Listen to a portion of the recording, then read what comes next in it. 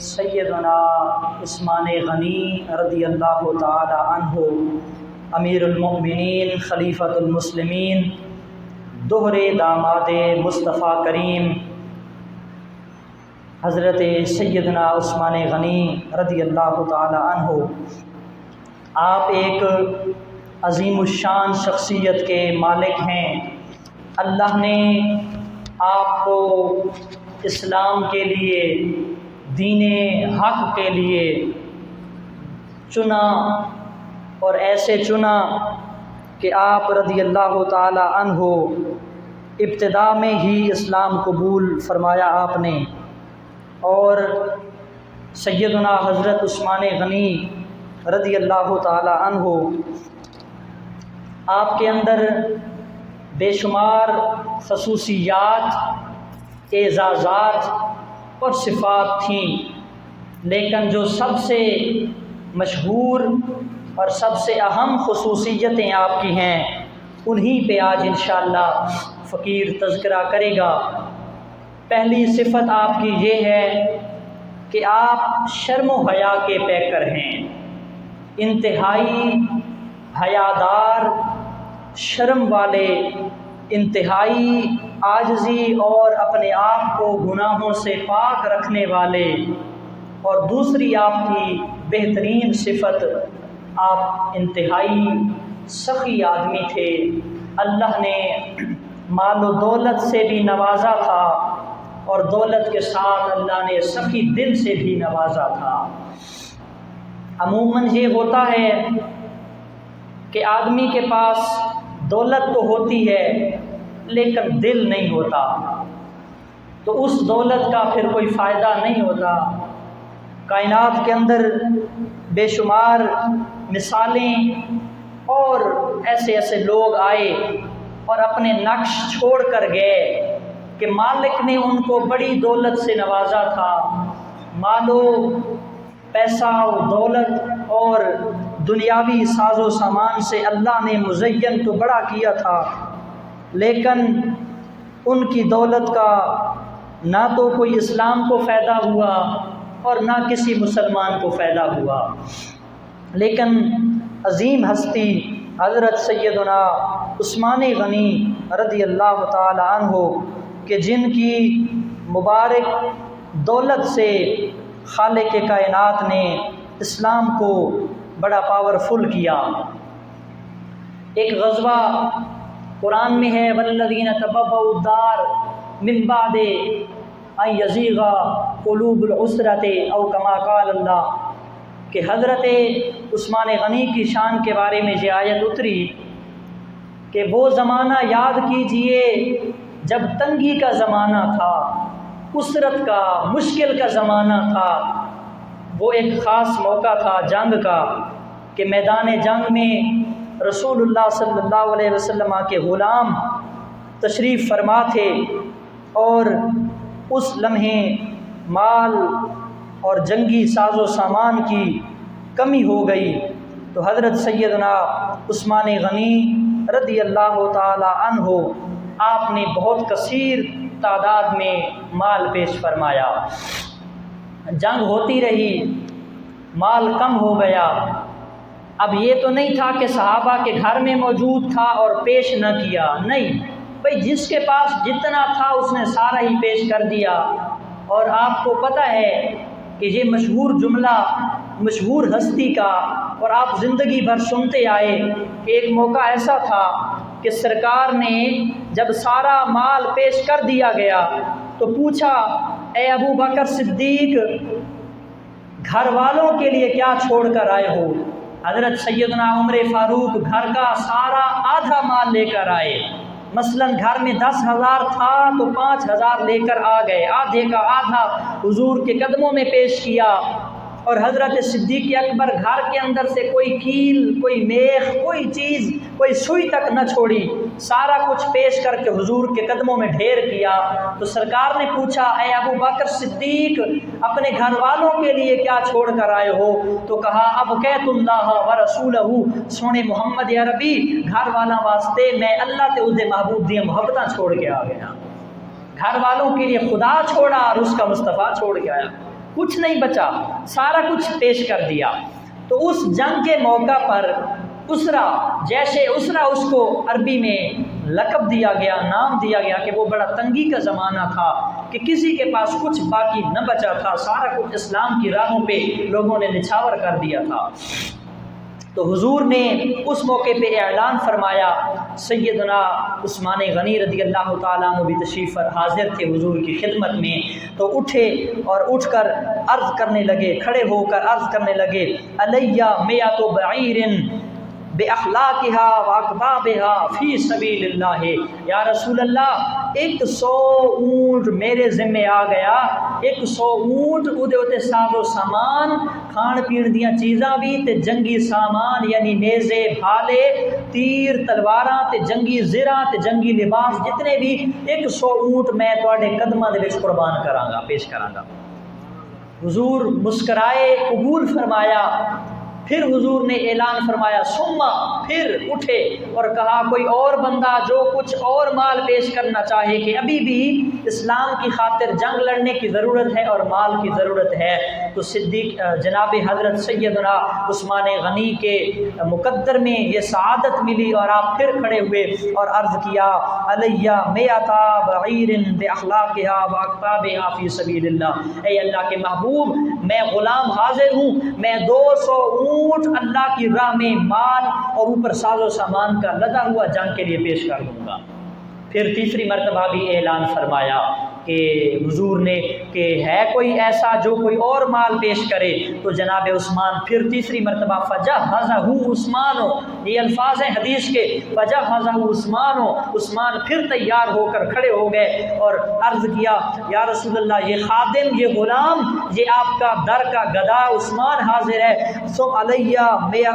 ثلاث میات بعیر باخلاقها واقطابها فی سبیل اللہ، تو حضور کی بارگاہ میں عرض کیا، یا رسول اللہ پورے 300 اونٹ میں اللہ کی راہ میں ساز و سامان جنگی جو اس وقت لڑا جاتا تھا، زرہیں، تلواریں، نیزے، بھالے، تیر وغیرہ، ان ساروں چیزوں کا لدے ہوئے 300 اونٹ میں اللہ کی راہ میں قربان کر کے آپ کے قدموں میں پیش کر دوں گا۔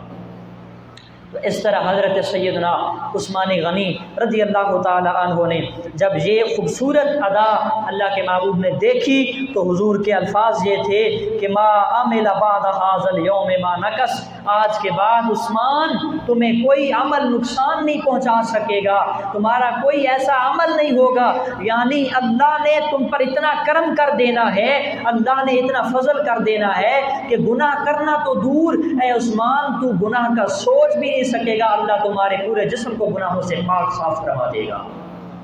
اللہ تمہارے جسم کو گناہوں سے پاک اور صاف فرما دے گا، آج کے بعد تمہارا کوئی عمل جو ہے وہ تمہیں نقصان نہیں پہنچا سکتا۔ ایک موقع پر نبی رحمت صلی اللہ تعالی علیہ وسلم نے ارشاد فرمایا، دعا فرمائی، اللہم انی راض عن عثمان فردا عنہ، یہ ترمذی شریف کی حدیث ہے، اے اللہ میں اپنے عثمان سے راضی ہوں، تو بھی میرے عثمان سے راضی ہو جا۔ جس کی راضی ہونے کے لیے، جس کے خوش ہونے کے لیے، جس کی رضامندی کے لیے اللہ کے محبوب اعلان فرما دے کہ اے مالک میں اپنے عثمان سے راضی ہوں، اب تو بھی اس عثمان سے راضی ہو جا، تو یقیناً وہ کتنا خوش بخت انسان ہے، وہ کتنی عظمت والا انسان ہے۔ حضرت سیدنا عثمان غنی رضی اللہ تعالی عنہ، آپ نے جو ہے وہ جناب حضرت ابو بکر صدیق رضی اللہ تعالی عنہ کی دعوت پر اسلام قبول فرمایا۔ جناب صدیق اکبر، ہوتا یہ تھا نا کہ جب مسلمان بن جاتے تھے تو پھر وہ دنیا داری میں نہیں لگ جاتے تھے، بلکہ پھر دنیا داری سے کٹ آف ہو کر اللہ رسول کے در کی نوکریاں کرنے لگ جاتے تھے، رسول اللہ کے در کے غلام بن جایا کرتے تھے۔ جو سبق ملتا تھا رسول اللہ کی درگاہ سے، جو سبق ملتا تھا رسول اللہ کی درسگاہ سے، وہ سبق پہلے پڑھا، سنا، سیکھا، عمل کیا، عمل کرنے کے بعد اپنے دیگر مسلمان بھائی یا اس وقت جو دیگر لوگ تھے ان تک وہ سبق پہنچا کر ان کو بھی اسلام میں لانے کی کوشش کیا کر۔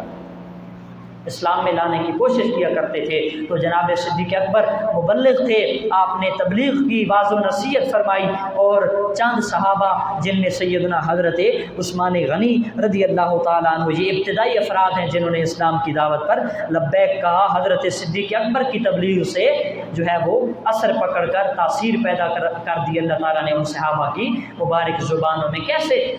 جو ہے تاثیر پیدا نہ ہوتی کہ سکھانے والا مصطفیٰ ہو، سیکھنے والے صحابہ ہوں، اور وہ پھر لوگوں سے گفتگو فرمائیں اور ان کی زبان میں اثر نہ ہو۔ حضرت صدیق اکبر نے دعوت دی تو آپ نے لبیک کہا کہہ کر اسلام کو قبول فرمایا۔ آپ کی ایک اور بڑی امتیازی اور اعزازی صفت یہ ہے کہ آپ کا لقب کیا ہے؟ مشہور لقب ہے بلا ذو النورین۔ کیا لقب ہے جی؟ ذو النورین، عربی لفظ ہے نا، ذو النورین۔ ذو مطلب والا، نورین مطلب دو نور، دو نوروں والا۔ کیا جی کیا مطلب ہے؟ دو نوروں والا، ذو النورین، دو نوروں والا۔ ٹھیک ہے جی، دو نوروں والا کیوں کہا جاتا ہے؟ کہ حضور نبی رحمت صلی اللہ تعالیٰ علیہ وسلم نے اپنی دو پاک شہزادیاں، اپنی دو پاک بیٹیاں یکے بعد دیگرے، پہلے حضرت سیدہ رقیہ بنت محمد صلی اللہ علیہ وسلم وہ نکاح کر دی، اور پھر اللہ کے جو ہے مرضی سے، رضا سے سیدہ رقیہ کا وصال ہوا۔ تو پھر جب وصال ہوا حضرت سیدنا عثمان غنی رضی اللہ تعالیٰ عنہ سے دوسری بیٹی حضرت کلثوم، نبی پاک کی شہزادی صاحبزادی حضرت سیدہ کلثوم کا نکاح حضرت عثمان سے پھر کروا دیا گیا۔ تو اس طرح دو شہزادیاں، دو نبی پاک کی پاک بیٹیاں حضرت عثمان کے گھر میں تھیں، جس وجہ سے آپ کو لقب ملا، ٹائٹل ملا ذو النورین، دو نوروں والا۔ یعنی پہلا بھی نبی کا نور ان کے گھر میں تھا، وہ وصال کر گیا تو دوسرا بھی نبی کا نور ان کے گھر میں تھا، جس وجہ سے آج دنیا بھر میں حضرت عثمان کا مشہور لقب ٹائٹل ذو النورین یعنی دو نوروں والا ہے۔ اور بڑی مزے کی بات، یہ بڑا پوائنٹ ہے، حضرت عثمان غنی رضی اللہ تعالیٰ عنہ جب وصال ہوا پاک صاحبزادی کا، پاک شہزادی کا، حضرت سیدہ رقیہ کا، پہلی نبی پاک کی جو بیٹی آپ کے گھر میں، آپ کے حرم نکاح میں تھیں، وصال ہوا تو رونے لگ گئے۔ تو جناب رسول کائنات کی بارگاہ میں پریشان ہو کر جو پہنچے تو پوچھا عثمان کیوں رو رہے ہیں؟ تو حضرت عثمان غنی رضی اللہ تعالیٰ عنہ کو جب روتے دیکھا تو حضور نے پوچھا کیوں رو رہے ہیں؟ تو سرکار نے فرمایا آپ تو خوبصورت جوان ہیں، آپ کا چہرہ نورانی، آپ صحت مند تندرست ہیں، جوان ہیں اور مالدار ہیں، آپ اور شادی کر سکتے ہیں، آپ کو تو ہزاروں رشتے مل جائیں گے۔ تو جب سرکار نے یہ فرمایا نا کہ عثمان پریشان نہ ہو، اللہ نے تمہیں مال و دولت بھی دیا، حسن و جمال بھی دیا، پیسہ اور مال بھی دیا، تم اور شادی کر لینا، رشتے تمہیں ہزاروں مل جائیں گے۔ تو حضرت عثمان رو کر عرض کرنے لگے یا رسول اللہ ہزاروں رشتے ملنے کو مل جائیں گے، لیکن جو آپ سے رشتہ تھا وہ سسر داماد کا، وہ رشتہ کٹ گیا، دنیا بھر کے جتنے رشتے مل جائیں میں ان رشتوں کا کیا کروں گا؟ میرا آپ سے جو رشتہ تھا وہ رشتہ ختم ہو گیا، آپ کی جو صاحبزادی سیدہ رقیہ میرے نکاح میں تھی وہ وصال کر گئی، اب میرا آپ کا ایک قسم کا رشتہ ختم ہو گیا۔ تو حضور مسکرا کر فرمانے لگے اے عثمان، نبی کوئی بھی کام اپنی مرضی سے نہیں کرتا، نبی جو بھی کام کرتا ہے، جو بھی بات بولتا ہے وہ وحی خدا ہوتی ہے، رب کائنات کا حکم ہوتا ہے۔ میں نے اپنی پہلی بیٹی سیدہ رقیہ کا نکاح بھی اپنے خدا کے حکم سے آپ کے ساتھ کیا تھا، اور میں اپنی دوسری بیٹی سیدہ کلثوم کا نکاح بھی اپنے خدا کے حکم پر اے عثمان تمہارے ساتھ کر کے رشتہ پھر سے جوڑ دوں گا۔ یہ شان ہے، یہ شان ہے سیدنا عثمان غنی رضی اللہ تعالیٰ۔ تو فرمایا پریشان نہ ہوں، کیوں پریشان ہوتے ہیں؟ میں نے پہلی بیٹی کا نکاح بھی، رشتہ بھی رب کے حکم سے، کیونکہ نبی ہوتا ہے اور نبی کا کام کوئی شریعت کے یا رب کے حکم کے خلاف نہیں ہوتا۔ یہ اہل سنت کا عقیدہ ہے اور اس کو یاد رکھیں، یہ سبق ہے، پڑھ لیں آج کہ نبی اپنی مرضی سے بات بھی نہیں کرتا، کوئی کام اور فعل بھی نہیں کرتا۔ تو جناب عثمان کو فرمایا عثمان پریشان نہ ہو، میں اپنی دوسری بیٹی کا نکاح بھی تیرے ساتھ کروں گا۔ پھر سیدہ حضرت کلثوم کا نکاح جناب عثمان غنی رضی اللہ تعالیٰ عنہ سے ہوا۔ اور پھر اور شرف سنیے اور سعادت اور عظمت کی بات سنیے، قال النبی، ابن ماجہ کے الفاظ ہیں، ابن ماجہ کی حدیث ہے، سیاستہ کی کتاب ابن ماجہ، حضرت رسول کائنات نے فرمایا لو کان عندی ثالثۃ لزوجتها عثمان او الاربعۃ، حضور کے یہ دو فرمان موجود ہیں، فرمایا لوگوں اگر میری 3 بیٹیاں ہوتی، ایک روایت میں 3 کے لفظ ہیں، ایک میں 10 کے لفظ ہیں، اور ایک روایت میں 40 کے لفظ بھی ہیں، اور شاید 100 کی روایت بھی ہے کہ حضور نے ارشاد فرمایا لوگوں اگر میری 40 بیٹی بھی ہوتی اور ایک وصال کر جاتی، یکے بعد دیگرے، ہر ایک بیٹی کے انتقال کر جانے کے بعد اگر محمد کی 40 بیٹیاں بھی ہوتی میں ساری حضرت عثمان کے نکاح میں دے دیتا۔ اونچی کہہ دو نا ذرا سبحان اللہ، ذرا جوش کے ساتھ بیٹھا کریں، جاگ کے بیٹھا کریں۔ حضرت عثمان غنی کے بارے میں یہ فرمایا اے عثمان، اے لوگوں سنو، تمہیں حضرت عثمان غنی کا مرتبہ نہیں پتہ، اگر عثمان غنی کا مرتبہ، مقام، عزت اور شان کا تمہیں پتہ چل جاتا اور محمد الرسول اللہ کی اگر 40 بیٹیاں بھی ہوتی تو میں یکے بعد دیگرے ایک کا وصال ہو جاتا، ایک انتقال کر جاتی، میں اپنی دوسری بیٹی، تیسری بیٹی، چوتھی بیٹی، حتیٰ کہ 40 کی 40 بیٹیاں سیدنا عثمان کے نکاح میں عطا فرما دیتا۔ یہ شان ہے۔ اور پھر مزے کی ایک اور نکتہ سنیں، کائنات کے اندر 1,24,000 انبیاء تشریف لائے اور جتنے بھی نبی تشریف لائے، اگر کسی نبی کی کسی بیٹی کا نکاح کسی امتی سے ہوا ہے تو صرف ایک بیٹی امتی سے ہوئی ہے۔ حضرت علی المرتضیٰ شیر خدا رضی اللہ تعالیٰ عنہ کے گھر کون تھیں؟ حضرت سیدہ فاطمہ، یہ نبی پاک کی گھر بیٹی ہیں، نبی پاک کی صاحبزادی شہزادی ہیں، تو حضرت علی بھی صرف ایک بیٹی لے گئے، لیکن کائنات کے اندر کوئی فرد ایسا نہیں ہے، کوئی انسان ایسا نہیں ہے، حضرت آدم سے لے کر جناب آدم صفی اللہ سے لے کر جناب محمد رسول اللہ تک 1,24,000 کم و بیش نبی تشریف لائے، کسی صحابی کو، کسی امتی کو یہ اعزاز حاصل نہیں ہے کہ اس امتی کے گھر کسی ایک نبی کی 2 بیٹیاں ہوں۔ یہ فقط شان ہے حضرت عثمان کی کہ جن کے گھر میں رسول اللہ کی 2 شہزادیاں موجود تھیں، یعنی اس سے پہلے کسی نبی کی کوئی اولاد کسی امتی کے گھر، اس کے صحابی یا رشتہ دار یا جاننے والے کے گھر 2 بیٹیاں نہ آئیں، ایک بیٹی تو آ سکتی ہے، آئی ہوگی، لیکن حضرت عثمان یہ واحد ہستی ہے، قیامت تک یہ اعزاز نہ پہلے کسی کو ملا، نہ آج ملا، نہ قیامت تک اب مل سکتا ہے کہ نبوت کا سلسلہ بند ہو چکا۔ تو حضرت عثمان کی یہ امتیازی شان اور یہ آپ کا کریڈٹ ہے، آپ کا یہ وصف ہے کہ حضرت عثمان کو 2 حضور کی شہزادیاں نصیب ہوئیں، اور یہ اعزاز کسی اور نبی کے، کسی اور صحابی یا امتی کو حاصل نہیں ہوا۔ سیدنا عثمان غنی رضی اللہ تعالیٰ عنہ کے بارے میں حضور نے ارشاد فرمایا لِكُلِّ نَبِيٍّ رَفِيقٌ فِي الْجَنَّةِ وَرَفِيقِي فِي الْجَنَّةِ عثمان ابن عفان۔ حضور نے فرمایا کہ جنت میں ہر نبی کا کوئی خاص ساتھی ہوگا، کوئی خاص قریبی دوست ہوگا، قریبی رفیق ہوگا جنت میں، ہر نبی کا کوئی نہ کوئی۔ وَرَفِيقِي فِي الْجَنَّةِ عثمان، اور میری جنت میں میرا ساتھی سیدنا عثمان غنی رضی اللہ۔ اونچی کہ وہ سبحان اللہ، کیا فرمایا؟ ہر نبی کا جنت میں کوئی خاص سنگی ہوگا، ساتھی ہوگا، میرے ساتھ جنت میں میرا خاص ساتھی کون ہوگا؟ حضرت عثمان غنی رضی اللہ تعالیٰ عنہ۔ آقا کریم علیہ الصلوۃ والسلام بڑی عظمت کے مالک ہیں، آپ اپنے مبارک کا شان اقدس میں اپنے گھر میں تشریف فرما تھے، ٹیک لگے ہوئے تھے، آرام فرما تھے، آپ کی پنڈلی مبارک سے، گھٹنے کے نیچے سے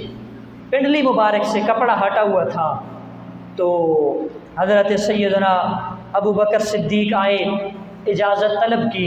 حضور نے اجازت عطا فرمائی، آئے، حضور بیٹھے رہے، پنڈلی سے کپڑا ہٹا ہوا تھا، کپڑے کو درست نہیں فرمایا۔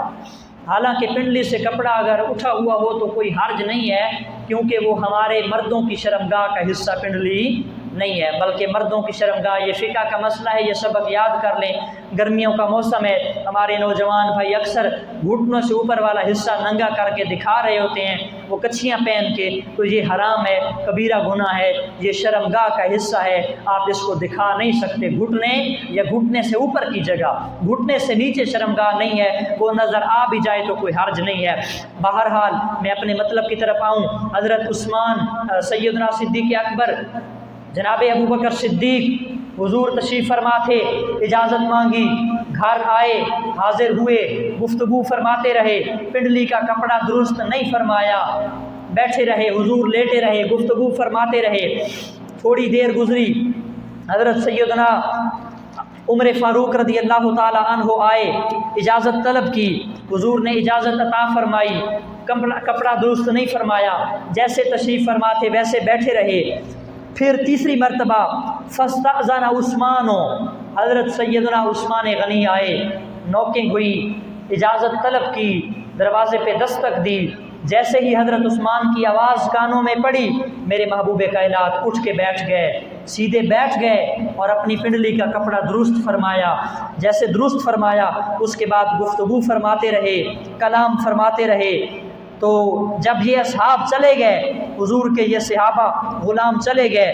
तो जनाबे हज़रत सैयदा आयशा सिद्दीक़ा, मोमिनों की माँ, उम्मुल मोमिनीन सिद्दीक़ा बिन्त सिद्दीक़, पाक सहाबी, सच्चे सुच्चे सिद्दीक सहाबी की सच्ची सुच्ची सिद्दीक़ा बेटी हज़रत आयशा नबी की घरवाली आई और पूछा, ए मेरे सरदार सरताज या रसूल अल्लाह, अबू बकर आए, आप उठे नहीं, पिंडली का कपड़ा दुरुस्त जी, या रसूल अल्लाह, उम्र फ़ारूक आए, आप उठे, बैठे रहे, उठे नहीं, टेक लगे रहे, पिंडली का कपड़ा दुरुस्त नहीं फरमाया। और जैसे ही हज़रत उस्मान आए,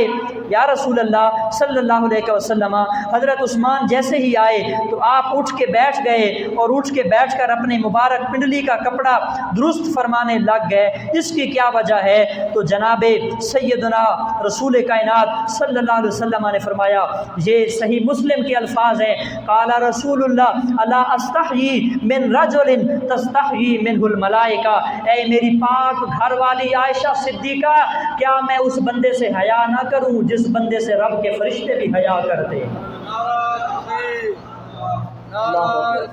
या रसूल अल्लाह, या हैरी,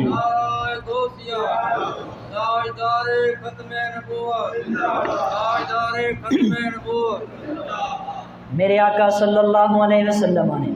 इरशाद फरमाया, अला अस्तही मिन रजुलिन तस्तही मिनहुल मलाइका,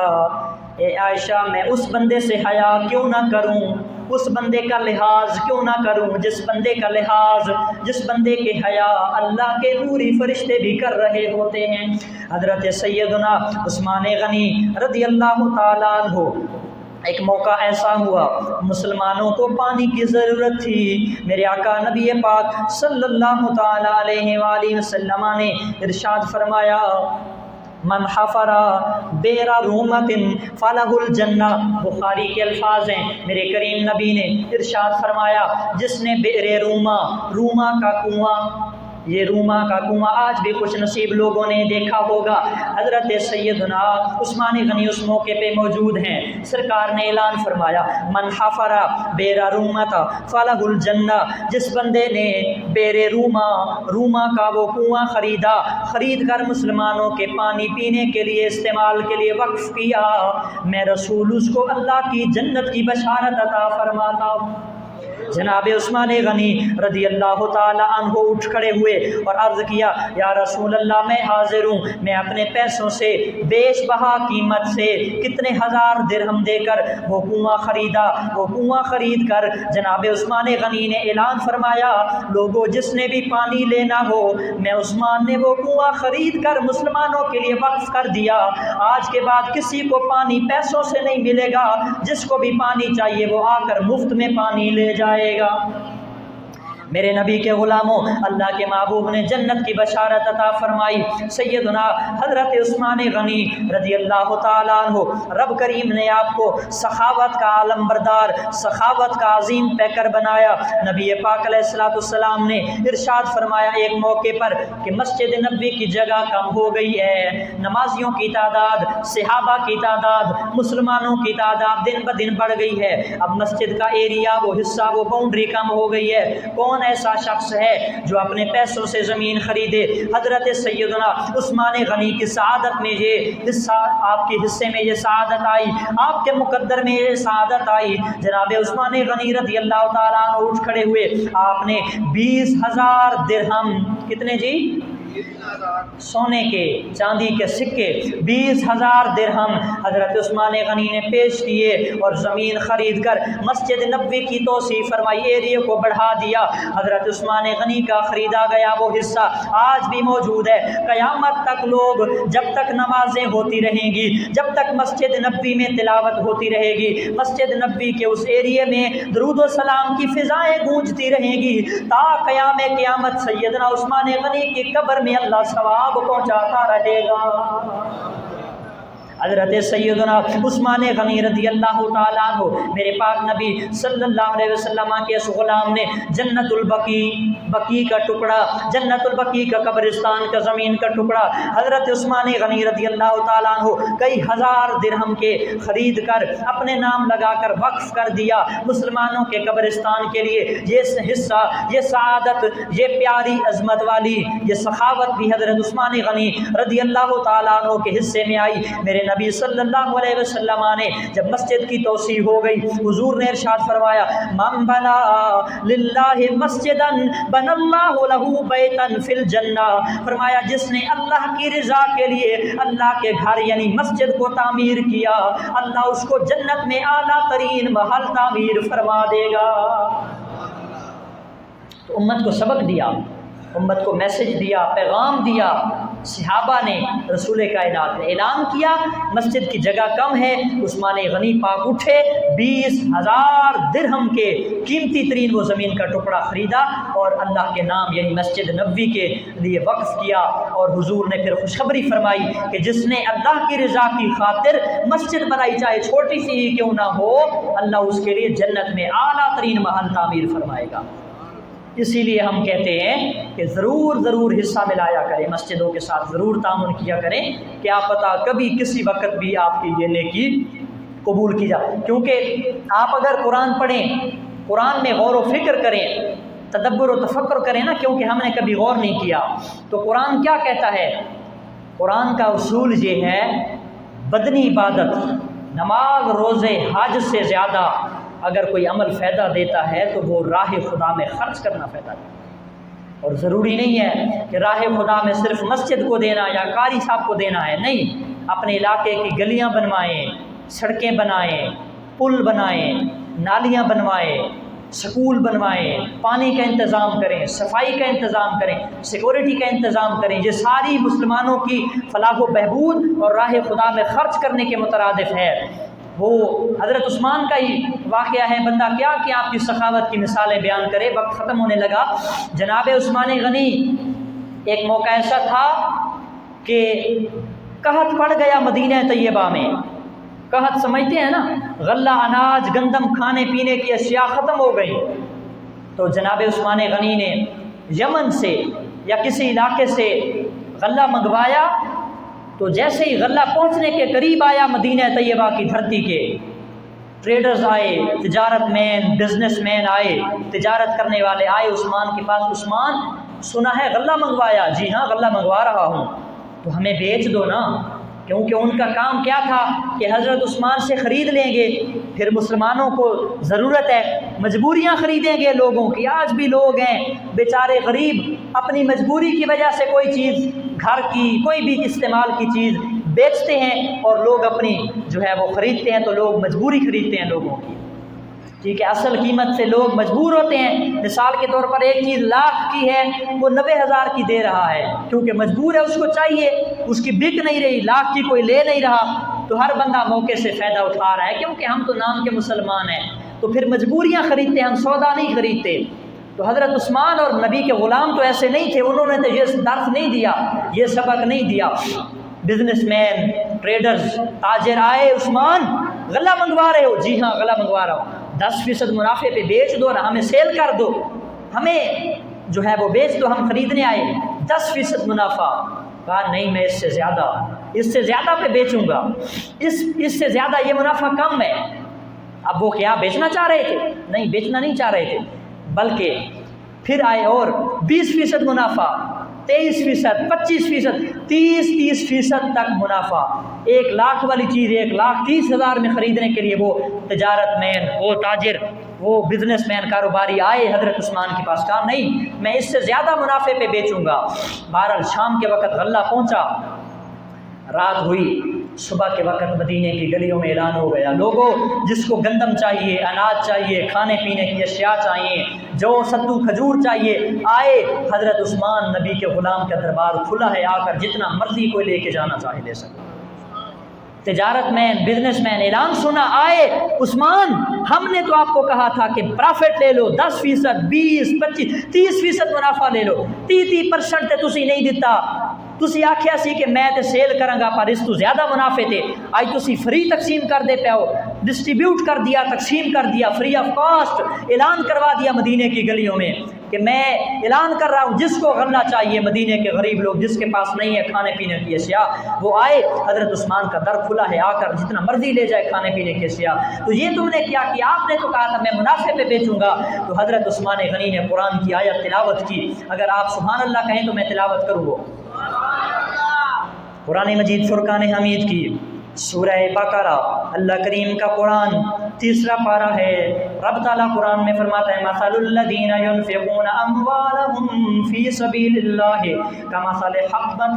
انبتت 7 سنابل فی کل سنبلۃ 100 حبۃ واللہ یضاعف لمن یشاء واللہ واسع علیم۔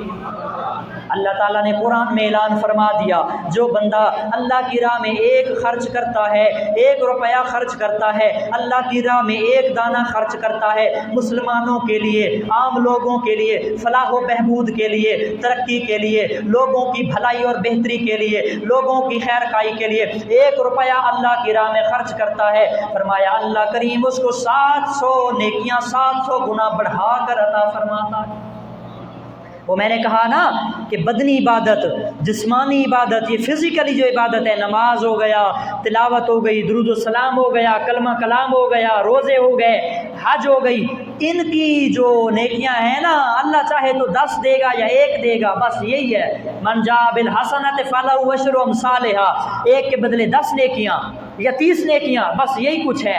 اس کی مرضی ہے چاہے تو۔ قرآن کا اصول یہی ہے، قرآن ہمیں پرنسپل یہی بتا رہا ہے کہ جو جسمانی عبادت ہے اس کے بدلے اللہ تعالیٰ 10 یا 30 نیکیاں، لیکن جو مالی عبادت ہے،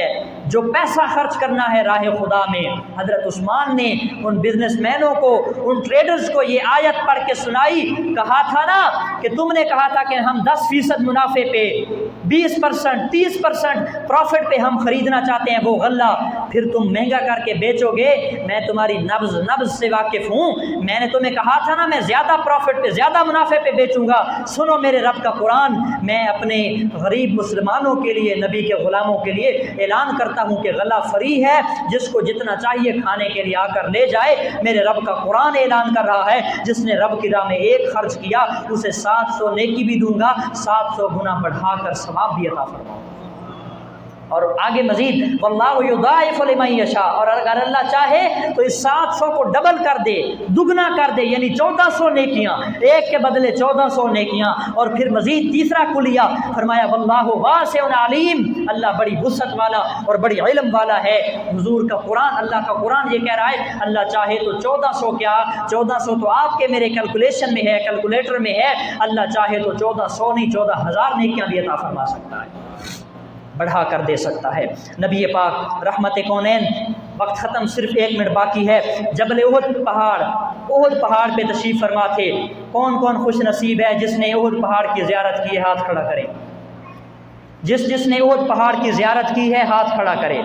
اللہ تعالیٰ آپ سب کو 1 مرتبہ پھر جبل احد کی زیارت نصیب فرمائے۔ میرے پاک نبی صلی اللہ علیہ وسلم احد پہاڑ پہ تشریف فرما تھے، احد پہاڑ وجد میں آ گیا، محبت کرنے کے لیے جھومنے لگ گیا، جیسے ہی احد پہاڑ ہلنے لگ گیا، میرے پاک نبی صلی اللہ علیہ وسلم نے فرمایا اسبت یا احد، اسبت یا احد فما علیک الا نبی او صدیق او شہیدان، اے احد پہاڑ ہلتا کیوں ہے، ثابت قدم رہے، سکون اختیار کر، فکر کیوں کرتا ہے، اب تو تجھ پر آمنہ کا لال تشریف فرما ہے۔ آج تو تجھ پر نبی پاک خود تشریف فرمائے، احد پہاڑ ہلنے لگ گیا، حضور نے فرمایا احد پہاڑ ثابت قدم رہے، آج تیرے اوپر ایک نبی ہے، ایک صدیق ہے اور 2 شہید ہیں۔ نبی پاک نبی تھے، حضرت ابوبکر ساتھ تھے اور 2 شہید حضرت عمر پاک تھے اور دوسرے حضرت عثمان غنی تھے۔ میرے نبی پاک نے کم و بیش سیرت نگار لکھتے ہیں 26 سال پہلے احد پہاڑ کے ہلنے پر بتا دیا دنیا کو، لوگوں میں اللہ کا نبی ہوں۔ حضرت ابوبکر صدیق ہیں، یہ طبی طور پہ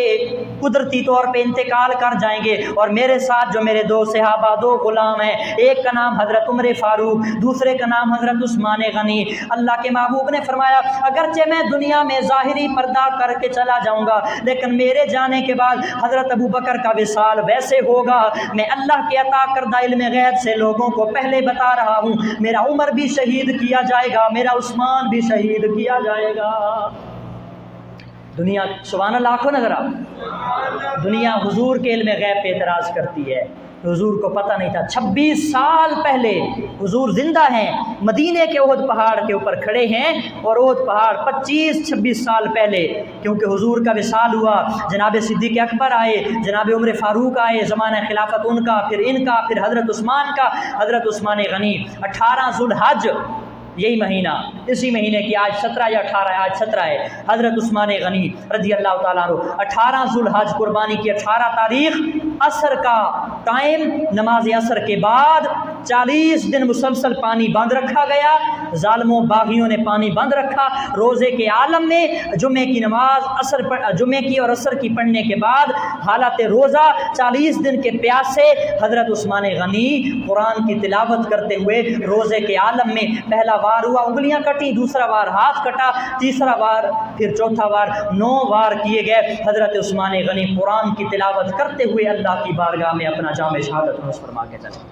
حضرت عثمان غنی 18 ذو الحج، عصر کا وقت، جمعے کا دن، اور 40 دن سے پانی بند تھا، روزے کے عالم میں شہید کیے گئے۔ حضرت سیدنا عثمان غنی قرآن مجید کی تلاوت کر رہے تھے، پہلے پارے کا آخری رکوع 15واں سیکنڈ لاسٹ رکوع ہے، فَسَيَكْفِيكَهُمُ اللَّهُ وَهُوَ السَّمِيعُ الْعَلِيمُ۔ یہ قرآن کے الفاظ، ان الفاظ پر حضرت عثمان غنی کے وہ مبارک جو ہے شہادت کا خون قرآن کے ان اوراق پر پڑا۔ آپ کا ٹائٹل جامع القرآن۔ حضرت عثمان کے زمانے میں اس وقت دنیا کے تقریباً 4 بر اعظم، 4 جو ہے وہ خطوں پر اسلام پھیل چکا تھا، اور 17 زبانوں میں قرآن پڑھا جاتا تھا، وَالضُّحَىٰ وَالضُّحَيْ، اس طرح کے الفاظ۔ تو امت میں ایک تفرقہ پھیلنے کی جو ہے وہ خدشہ اور خطرہ تھا، جناب عثمان غنی نے پوری امت کو ایک قرات پہ متفق اور متحد کیا، اور پوری دنیا میں قرآن کی نشر و اشاعت، قرآن کی پروپیگیشن کا جو عظیم کارنامہ سر انجام دیا، اس ہستی کا نام حضرت سیدنا عثمان غنی رضی اللہ